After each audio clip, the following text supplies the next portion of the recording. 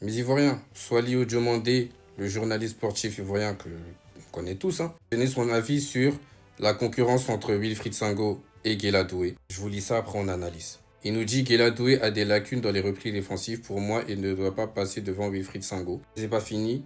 Il rajoute Guela a fait le job lors de la CAN, mais il n'a pas des stats extraordinaires. C'est un très bon joueur, mais de là à nous le présenter comme un latéral droit exceptionnel, non, je ne suis pas d'accord. Il faut arrêter d'être dithyrambique. On l'a vu lors de la dernière CAN, il n'a pas fini de progresser. On ne doit pas nous le présenter comme un joueur d'exception car il a beaucoup de lacunes dans son jeu. Guela Doué a des lacunes dans les replis défensifs. Quel est son match référence? Il a gagné quoi? Pour moi, il ne mérite pas d'être devant Wilfried Sango. Alors, vous savez, moi, le fait qu'il ait une préférence, moi, il n'y a pas de souci. Soit ce qu'il reproche à Guela Doué, il n'a pas totalement tort. C'est vrai que Guela Doué, défensivement, des fois, il a des manques de concentration. Et pourquoi, en fait, ne pas être heureux d'avoir une aussi grande concurrence entre deux formidables joueurs? Moi-même, j'ai encore une légère préférence pour Sango. Et jamais vous me verrez le descendre parce que j'ai une légère préférence. Il n'a pas de match référence.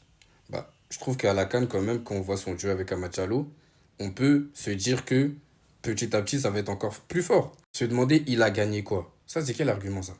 Quand on a deux joueurs d'une aussi grande qualité, c'est la forme du moment qui va primer. Il y a même des alternatives pour que les deux jouent ensemble. Système avec des pistons et une défense à 3, les deux jouent. Après, je dis ça pour cette situation-là, mais l'autre situation, c'est la même chose. Tous ceux qui disent, ah ça y est, Guela Doué, là, il met sur le banc Sango. C'est trop facile. Wilfried Sango, il est blessé. Il vient de revenir tout de suite, là. Si les deux sont au top de la forme, quelqu'un peut affirmer ici que Doué met facilement sur le banc Sango? Non, faut respecter les gens, les gars. Pour moi, les deux sont d'un top niveau. Surtout se rendre compte de la chance qu'on a. J'espère que l'un comme l'autre vont toujours chercher à progresser pour être encore meilleurs. C'est à ça que ça sert la concurrence. Maintenant, si les deux sont au top de leur forme et qu'il reste une place, c'est le coach qui va choisir.